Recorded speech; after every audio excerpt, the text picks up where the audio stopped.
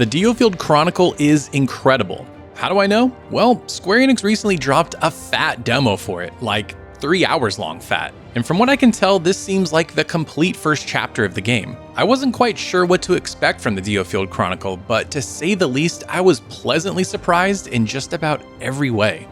Now first, let's dig into the gameplay, because at first glance it looks kind of odd and you might not be able to tell how it plays, because I certainly didn't. On a high level, it's a real-time strategy RPG. You'll have your characters start out at a certain position, you'll give them directions and actions, and your objectives are usually to either capture points or defeat a certain amount of enemies. Now, don't worry, this is not like StarCraft. You're not going to be building bases or having to manage giant masses of troops. In fact, you only have 4 characters that you can bring into battle. Now, eventually, as you add more characters to your roster, you can add them as assist characters to your other characters, but we'll touch on that a little later. What I loved about this game, though, is that you can add little pit stops as you give directions. So for example, if you want your tank to just attack head on, but you want your other characters like your assassins or your archers to attack from behind, you can give very specific directions so they can sneak up on enemies and you can avoid their line of sight, and so you don't get hit. It's really, really cool. And again, it seems like it would be hard to control, but after the first battle, the tutorial battle, you'll get used to it and it feels very intuitive and it doesn't feel clunky or hard to control at all. Now, I will say for the first few levels, you could just brute force it and attack with your troops head on, but later on, the maps got really interesting and you actually had to use some strategy. For example, one had 2 lanes of enemies that they would attack from, and so you had to divide up your troops, like have 2 attack some and 2 attack the others, and you had to really strategically plan it out to defend this point or you would lose.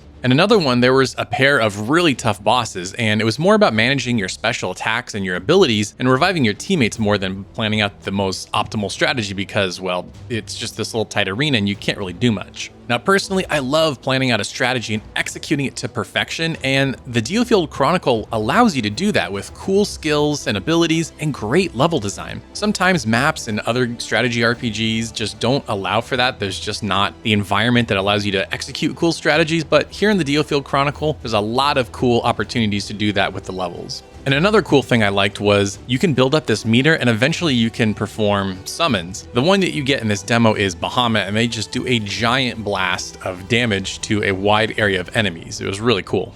Overall, I would say that the combat is very fun and engaging. You know, there's a lot of games out there where you can have a podcast playing in the background and you don't have to really pay attention, but here with the DioField Chronicle, you'll want to pay attention. You'll just get so sucked into the moment-to-moment gameplay and you get so engaged and you just want to execute your strategy to perfection. Now, if you ever find that a level is too hard, you can go back to replay levels that you've already finished to grind out experience and gold. Now, what's nice is there is a way to speed up the battles to up to 2 times speed. So if you can just want to brute force the levels, or even in regular story missions, if it's going a little too slow, you can up the speed to 1.5 speed and then 2 times speed, which I found really helpful.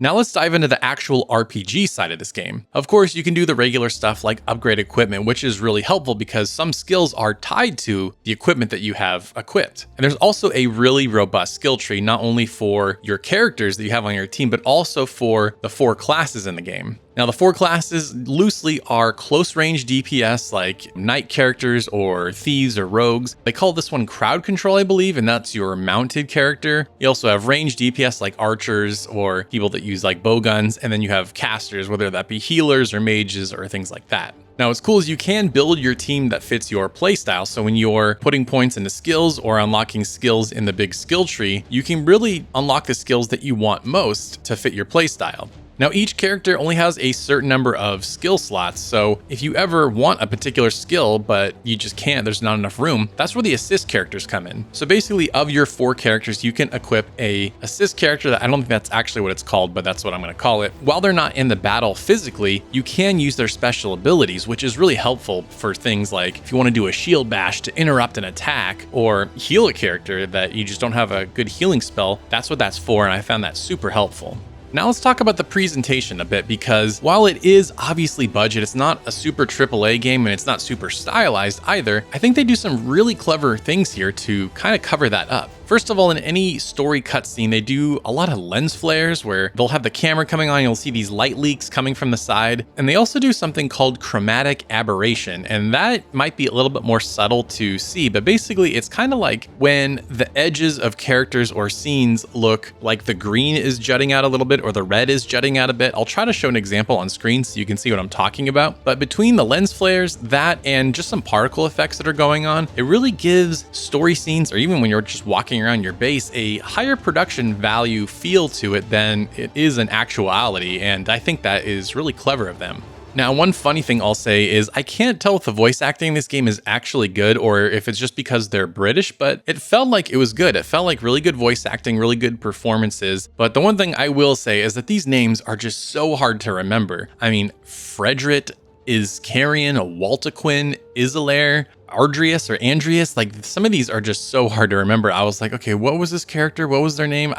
They needed simpler characters. And, you know, there are other characters like Lorraine and William, like things that are easy to remember. But these are just so uncommon and names that you haven't heard before. So I don't know about you, but I had a hard time remembering them.